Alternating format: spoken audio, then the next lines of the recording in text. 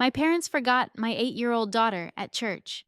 They remembered 6 hours later, not with a jolt of panic, but with an irritated phone call wondering why I hadn't picked her up yet. After the Sunday service my sister Chloe had deigned to attend, my parents drove home, had lunch, and my father apparently took a nap, all while my daughter, Lily, sat alone on the cold stone steps for 6 agonizing hours. When I finally got her home, wrapped in a blanket and shivering, my mother's only explanation was, "We didn't notice she was missing. She's too quiet anyway." My daughter was shaking, not from the cold, but from the chilling realization that she was invisible to them. 3 days later, they received a letter. It wasn't an apology note from me, it was from my lawyer. That Sunday had started like so many others, with a lie. The lie was that we were a normal, happy family going to church together. My sister Chloe and her husband Mark were visiting, which meant the performance had to be flawless. For my mother, appearances weren't just everything, they were the only thing.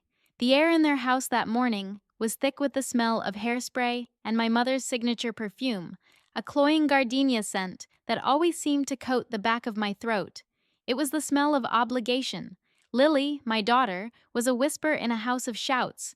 She had her sketchbook clutched in her hands, her pencils neatly tucked into the spiral binding. She had drawn a picture of the church's stained glass window the week before, and she wanted to add more details. She was excited. I saw the small, hopeful light in her eyes and guarded it like a flame in a hurricane. In my family, hope was a liability. "Is that what she's wearing?" Chloe asked, her voice dripping with the kind of casual disdain she'd perfected into an art form. She gestured with a perfectly manicured hand at Lily's simple blue dress. Cute, very simple. It wasn't a compliment. It was a judgment, a tiny little pinprick designed to deflate. Mark, her husband, just smirked into his coffee cup. He was a professional smirker. My mother, of course, jumped to Chloe's defense, even though Chloe hadn't been attacked. "Oh, it's fine for a child," she'd said, patting Lily's head with a hand that felt more like a dismissal than an affection. "We can't all have Chloe's taste." The implication was clear. Lily and I were the drab sparrows to Chloe's bird of paradise. It was a story as old as we were. The service was a blur of forced smiles, and my father's ostentatiously loud amens. He performed his faith the same way he performed his role as a family man, with a lot of noise to cover up the vast, empty spaces. I spent the hour with one arm around Lily, feeling the frailness of her small shoulders, a constant low-grade hum of anxiety in my chest. This was my default state in their presence, a human shield. After the service, the chaos began. My mother held court in the narthex, accepting compliments on Chloe's dress, on Mark's promotion, on the general splendor of her perfect family. I was trying to navigate Lily through the crowd of legs and hats when my father clapped me on the shoulder. "We're taking the kids for ice cream," he announced, his voice booming. "Chloe thinks your cousin's new baby is just divine." He meant Chloe's kids. He always meant Chloe's kids. "Okay," I said, my voice small. "I'll just grab Lily's sweater from the pew." "Don't be long," my mother called over her shoulder, already steering her golden daughter and grandchildren towards the parking lot. "We're all riding together in our van. It's easier." Easier for whom? That was always the unspoken question. I nodded, a lifetime of conditioning forcing the movement. Don't make waves, don't be difficult. I turned to go back for the small, forgotten cardigan, a 100-yard journey that would end up costing us everything. And thank God it did. When I came back out, the parking lot was emptying. Their big silver minivan was gone. I scanned the thinning crowd, my heart starting to thud a little faster. I assumed they'd just gotten tired of waiting and left, and that Lily was with them. It was careless, yes, but not unprecedented. Forgetting me, or an extension of me, was a family tradition. I got into my own car, a 10-year-old sedan that perpetually smelled of crayons and old coffee, and I drove home, a slow-burning resentment simmering in my gut. I spent the afternoon cleaning. I scrubbed my tiny apartment kitchen until the smell of lemon cleaner erased the ghost of my mother's gardenias. I sorted Lily's laundry. I waited. The hours ticked by. 1 o'clock became 2. 2 became 3. At 4, the resentment had curdled into real worry. I called my mother's cell. It went to voicemail. I called the house line. No answer. I called Chloe. "What?" she answered, her voice tight with annoyance. "Hey, are you guys on your way back yet? Lily's probably getting tired." A beat of silence. Then, "Lily? Why would Lily be with us?" The world tilted. The clean, sterile smell of my kitchen was suddenly suffocating. My stomach dropped, a sickening lurch like a faulty elevator. What do you mean? Dad said you were taking the kids for ice cream. I saw you all leave. We took our kids, Chloe said, enunciating each word as if I were a particularly slow child.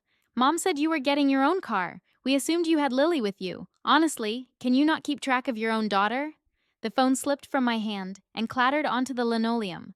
For a full 10 seconds, I couldn't breathe. My mind was a frantic, buzzing hive of pure panic. They didn't have her. They hadn't had her all afternoon.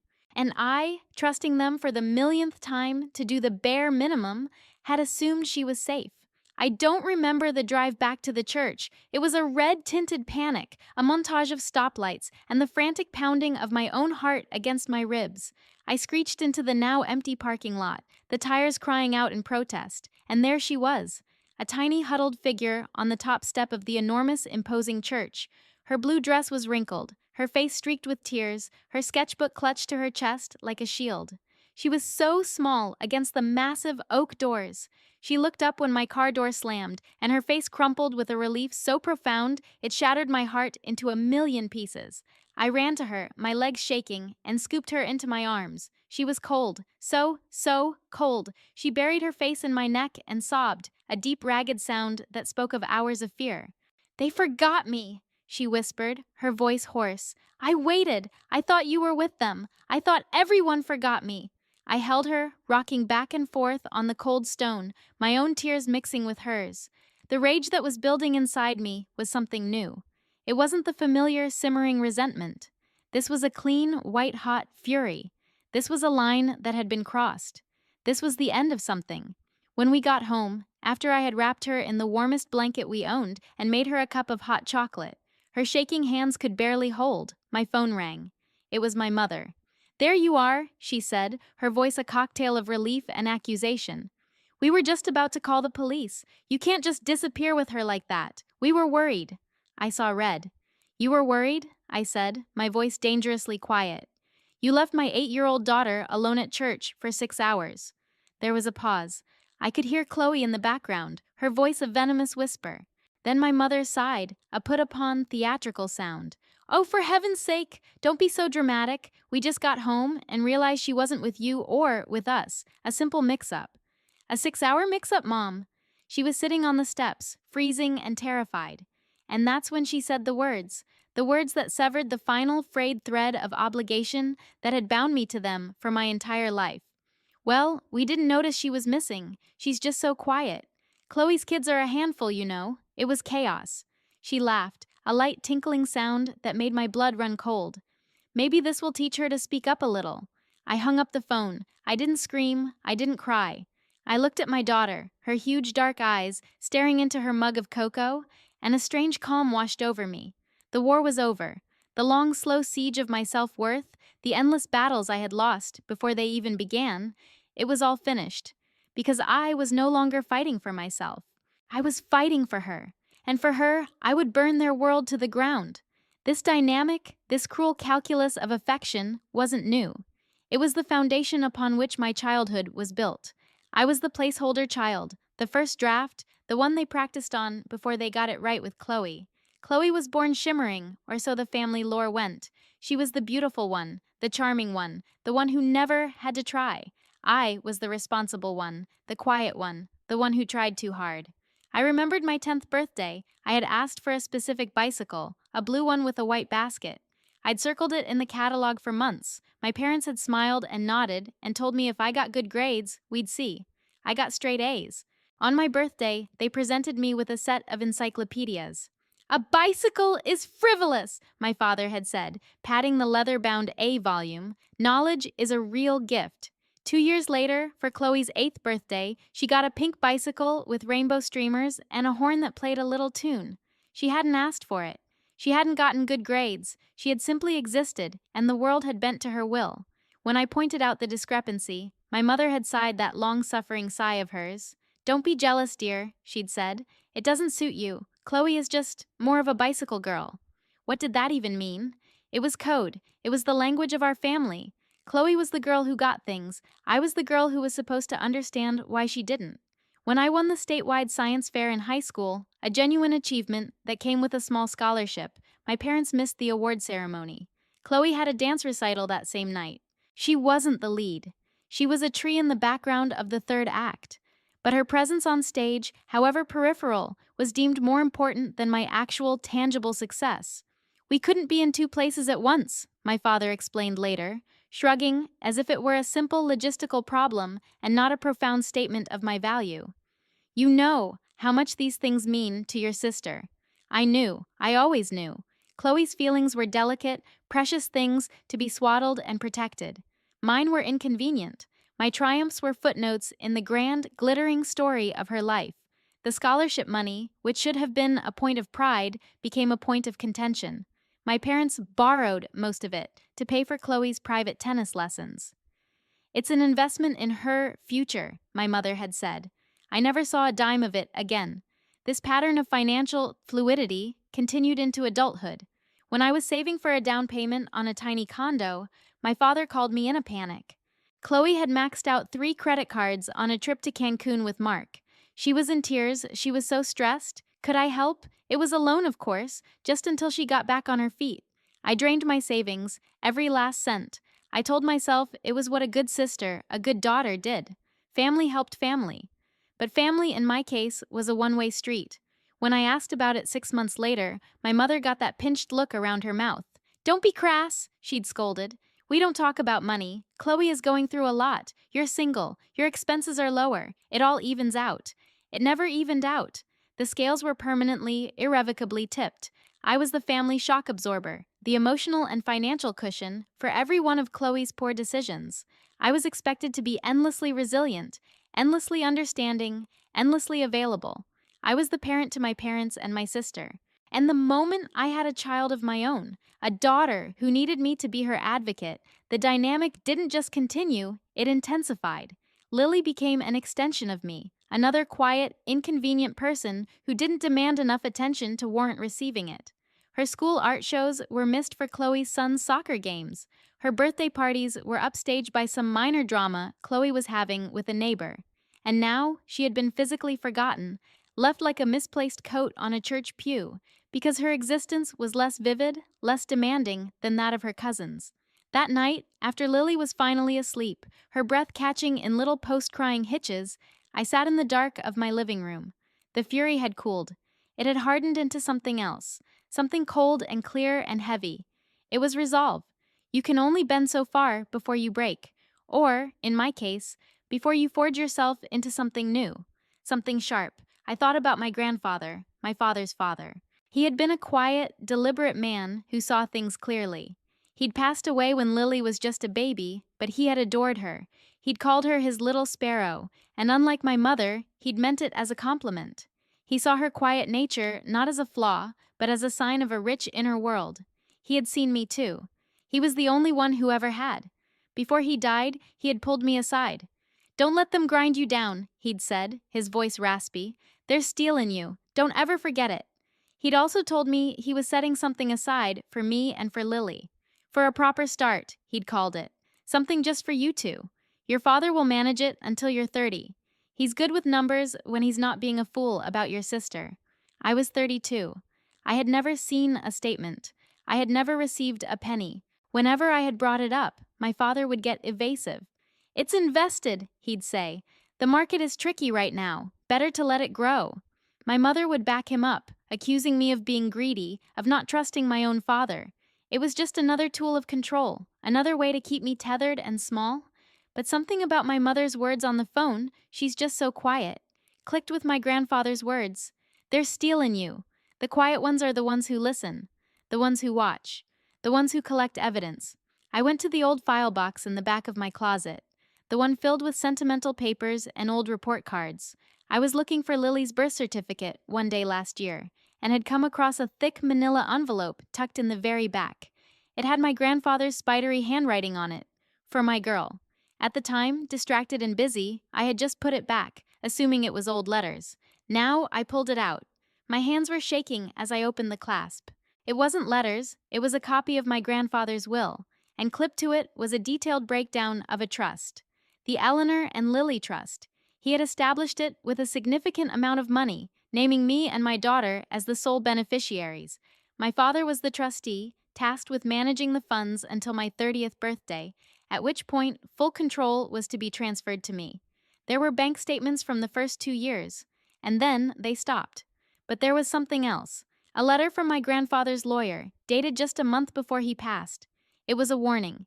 He expressed in careful legal language his concerns about my father's financial entanglement with my sister and urged me to have the trust audited the moment I came of age. He knew. He had seen the future. He had tried to arm me for it. The silence in my apartment was deafening. The weight of their betrayal was a physical thing, pressing down on my chest. It wasn't just neglect anymore. It wasn't just favoritism. This was theft. They had been stealing from me, from my daughter, for years. They had used the money meant for our security, our proper start, to fund Chloe's lifestyle, to buy her silence and her affection, to maintain the fiction of their perfect family. The quiet girl finally had a voice, and it was going to be very, very loud. I didn't sleep. I sat at my kitchen table until the sun came up, the documents spread out before me like a battle plan. The hurt was still there, a deep, aching wound. But for the first time, it wasn't paralyzing. It was fuel. Waiting had stopped being a choice. Pleading had stopped being an option. Forgiveness was a currency I no longer possessed. The first call I made wasn't to a lawyer, it was to my grandmother. Not my mother's mother, but my grandfather's widow, Eleanor. The trust was half named for her. She was a woman cut from the same cloth as her late husband, quiet, observant, and with a spine made of tungsten. After my grandfather died, my parents had slowly pushed her to the periphery. She was too blunt, too perceptive. She didn't play their games. She picked up on the second ring. "I was wondering when you'd call," she said, her voice clear and steady, without a trace of surprise. I started to explain, my voice cracking, as I recounted the story of the church, of Lily on the steps, of the trust documents. She listened without interrupting. The silence on her end of the line wasn't empty. It was solid, a foundation I could stand on. "I know," she said when I finished. "Your grandfather saw it coming. He worried himself sick over it. He knew your father was weak, and your mother, well, your mother is a gardener. She waters the flower she thinks is prettiest and lets the rest wither." The metaphor was so sharp, so accurate, it took my breath away. "What do I do, Grandma?" I whispered. "You don't ask anymore," she said, and her voice was suddenly hard as flint. "You demand. You take what is yours, not just the money. You take your daughter's peace of mind. You take your own dignity. You stop letting them set the table, because their table has always been crooked." She paused. "I have the name of your grandfather's lawyer. He's retired, but his son took over the practice. He's a bulldog. Be at my house in an hour. Wear something that makes you feel strong. You don't need armor, you need dignity." An hour later, I was sitting in her sun-drenched living room. It smelled of lemon polish and old books, a scent of order and stability. She had a file folder waiting on the coffee table. It was thicker than mine. It contained years of her own suspicions, notes from conversations, copies of letters she had sent to my father about the trust, all of which had gone unanswered. She had been collecting evidence in the quiet, waiting for me to be ready. "They think quiet is weak," she said, sliding the folder across the table to me. "They are about to learn a very expensive lesson." The lawyer's name was Mr. Harris. He was, as my grandmother had promised, a bulldog. A calm, well-dressed bulldog in a corner office with a view of the city. He listened to my story, his face impassive as he reviewed my documents and my grandmother's meticulous notes. He didn't offer condolences. He didn't tell me it was a tragedy. He just nodded slowly, his eyes sharp and focused. He was looking at a problem to be solved, not a wound to be soothed. It was exactly what I needed. "The breach of fiduciary duty is flagrant," he said, his voice a low rumble. "The evidence of misappropriation is substantial. We can file a suit immediately. It will be lengthy, and it will be ugly. Family matters always are."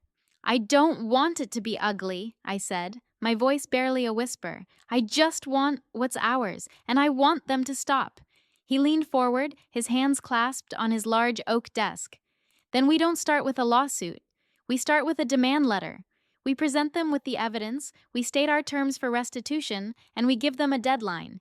It's less of a gunshot, more of a guillotine hanging over their heads, quiet, efficient, and it forces them to show their hand." My grandmother nodded. and we deliver it ourselves.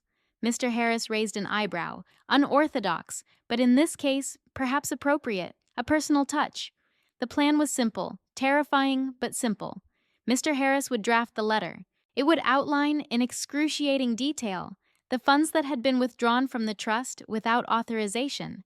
It would include copies of bank records he would subpoena, showing large sums being transferred directly to accounts belonging to my sister and brother-in-law.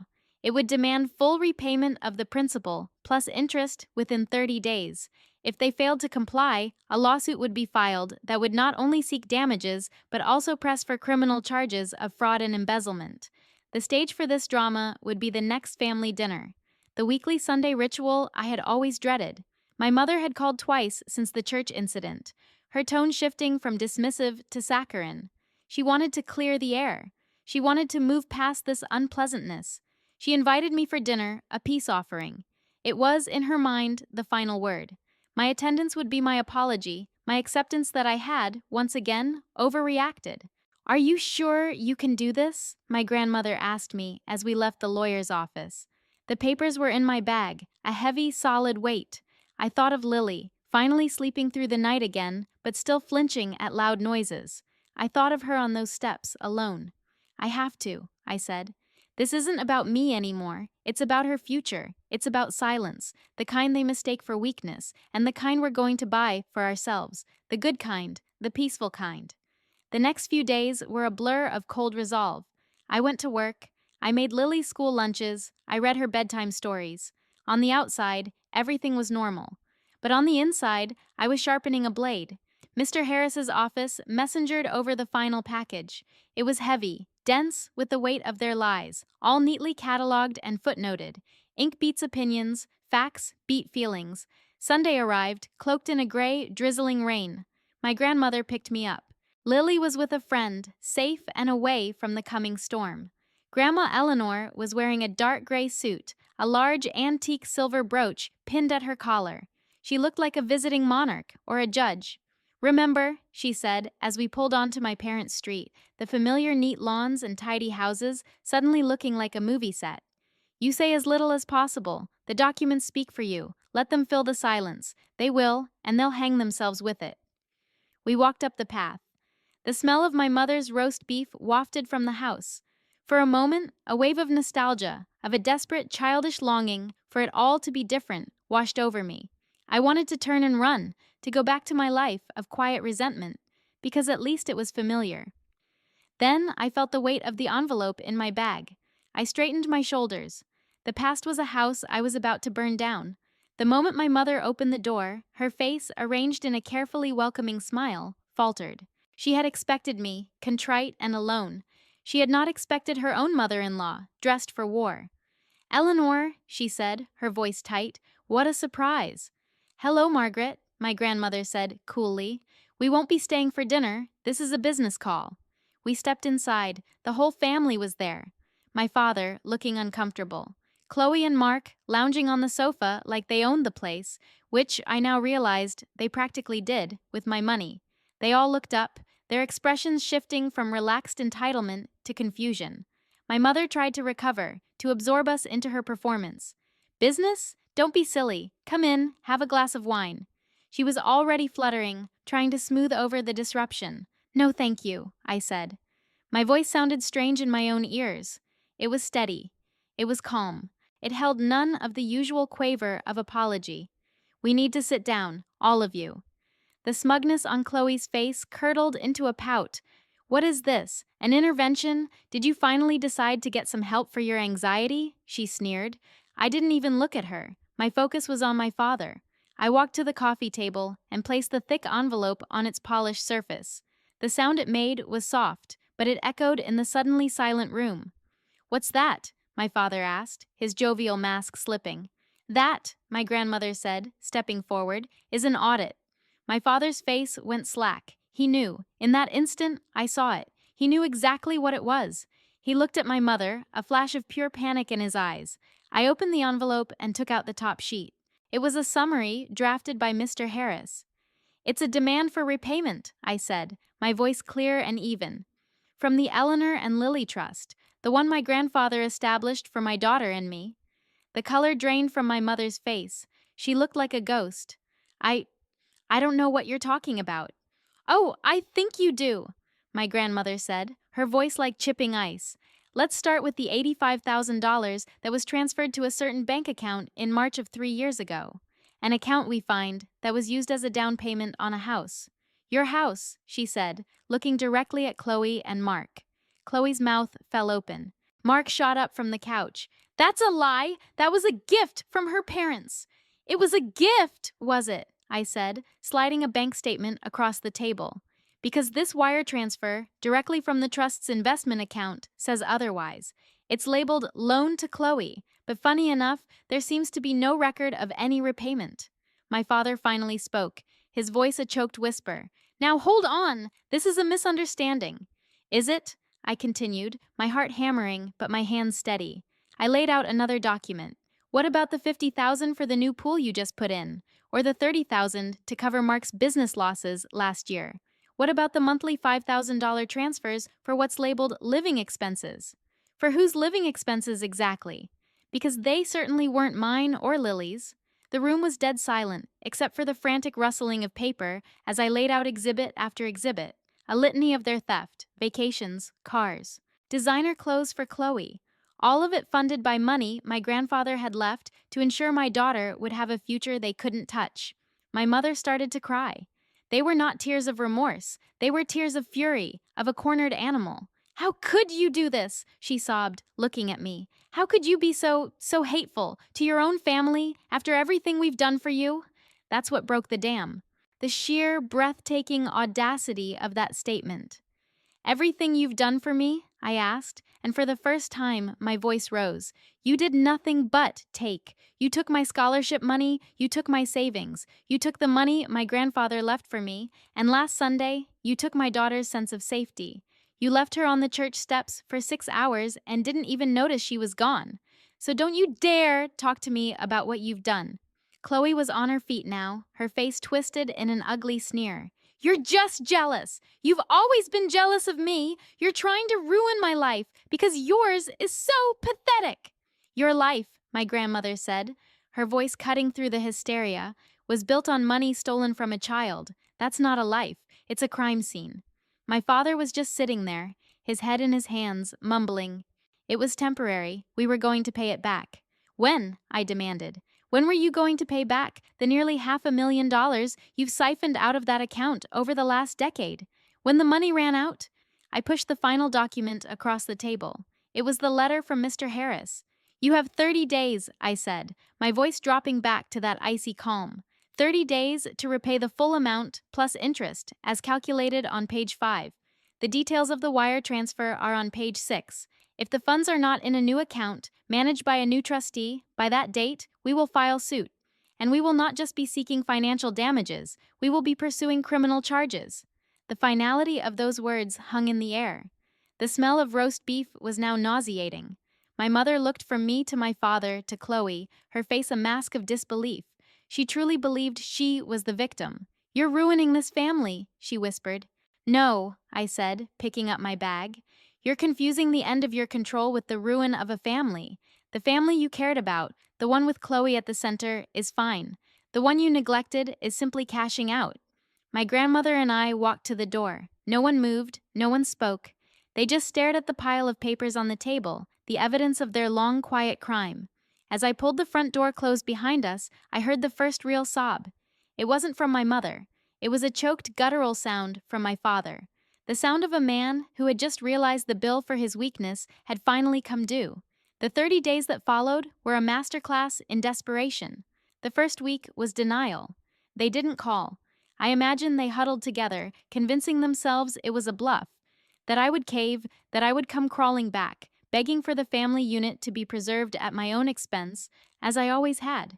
The second week was the flying monkeys. My Aunt Carol called, her voice thick with false sympathy. I heard there was some trouble, she began. Your mother is just devastated. Whatever this is about, family is more important than money.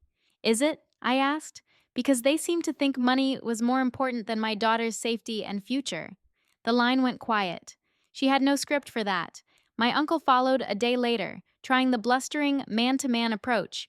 It was a family matter, to be handled in-house. He told me I was letting lawyers poison me against my own blood. I told him my blood had already poisoned me, and I was simply seeking the antidote. He hung up. The third week brought the bargaining. My father left a rambling, tearful voicemail. He confessed to mistakes and poor judgment. He said Chloe was a wreck. He offered to start paying it back, a little at a time, $1,000 a month. At that rate, it would take him over 40 years to clear the debt. It wasn't an offer of restitution.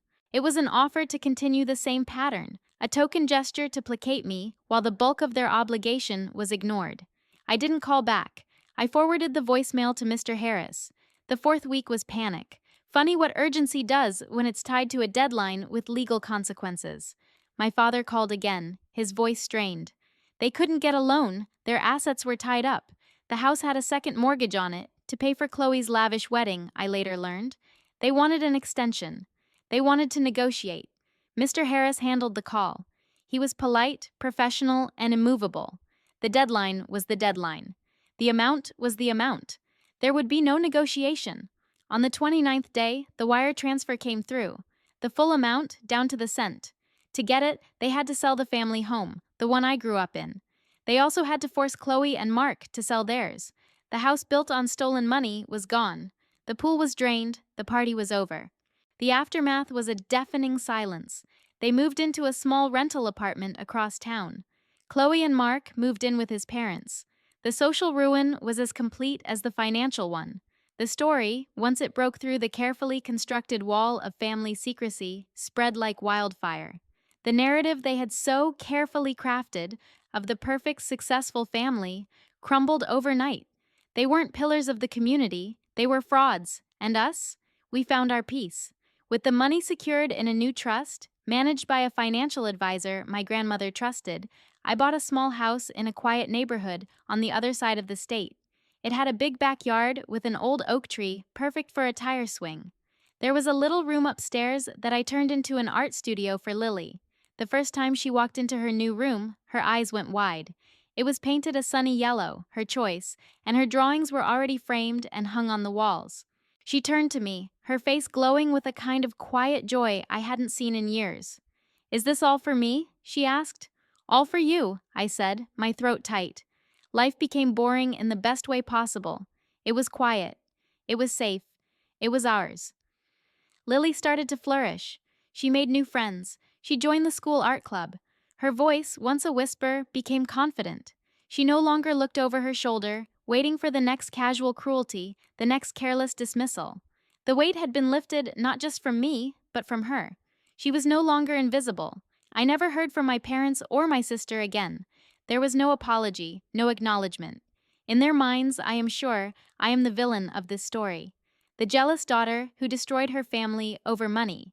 They will never understand that the money was just the proof. The crime was so much older, so much deeper. The crime was a lifetime of being told my worth was conditional, and that my daughter's wasn't worth noticing at all. Sometimes, when I'm sitting in our sun-drenched kitchen, watching Lily draw at the table, the silence is so complete, so peaceful, it feels like a physical presence.